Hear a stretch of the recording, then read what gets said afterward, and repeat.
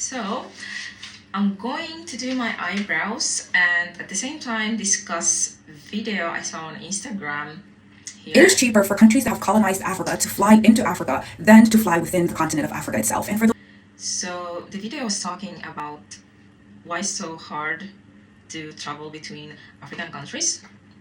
And from the video, what I have gathered, why did I think that I can do it with my two hands? Anyway, so what I understood, that is colonial system are the reason why we are not able to travel freely within African countries.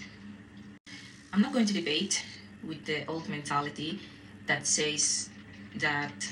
Not to mention, it's only an hour and a half plane ride from Dakar, Senegal to Cape Verde compared to the 5-hour plane ride from Cape Verde to Portugal and vice versa. And these are put in place through colonial systems. Colonial systems are the reason why we are stuck on the same cycles of not having caring countries. So this is not ready, but I'm going to clean my eyebrows first. And before that, I want to highlight 5 factors that contribute to the difficulties traveling between and within African countries. Infrastructure is one of factors why it's difficult to travel between African countries. By infrastructure, I mean Africa have limited transportation networks.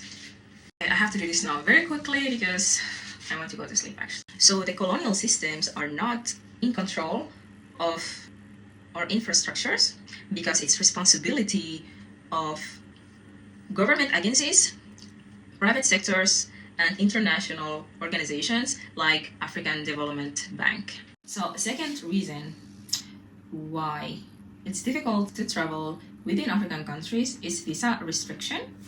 How can we blame colonial systems for something African independent countries make themselves? You cannot just cross borders like that, just like in any country. But in Africa is the second largest continent, guys. It's not small. Europe is very small, and America is also big, but it's not the same as Africa. So it's very understandable why countries have restrictive visa policies. That leads to the next factor, which is security issues. It should be very obvious that you have to take in consideration safety issues, that you cannot just travel within African countries just like that. There's huge conflict zones inside Africa. Let's say that inside Africa there's many conflict zones. So not all places are safe or controlled by the government. For example, in Sahel there's many terrorist groups that control several areas. And imagine that you want to just go to Mali, to some tourist area. Imagine you just want to go there, and if you don't check the safety, you can be kidnapped and taken for ransom. So that's why the border issue and visa requirement are very important. So if the country knows about you, then they can also help you Anyway, so these were the factors that contribute to the difficulties traveling within African countries. There are several other reasons, of course, but these are the obvious one. It's so obvious that you cannot blame colonial system for it anymore, at least anymore, because now we are independent and we can change it. We can change this system that was placed many decades ago. But the African government agencies, they don't want to do that. They just want to let it be the way it is. Because Africa is literally the second largest continent. It's not easy to just start changing the system, but it starts with not blaming colonial system anymore and holding African policymakers responsible for these systems that are placed many decades ago.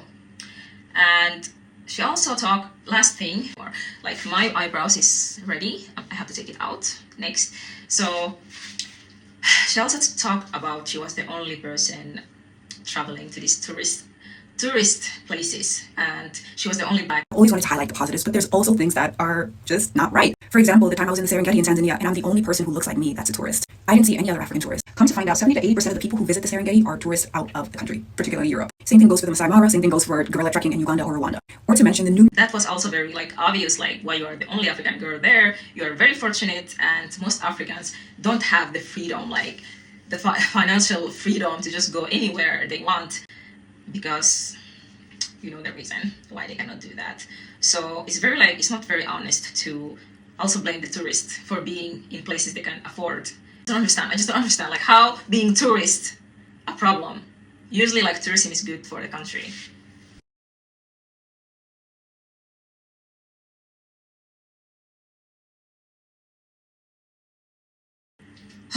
That actually looks very weird. Anyway, so I have to wait. Oh my god, that's not bad. It could have been worse. It could have been worse. Okay, I have to wait 2 minutes, and then I'm gonna take also the other one. But bye.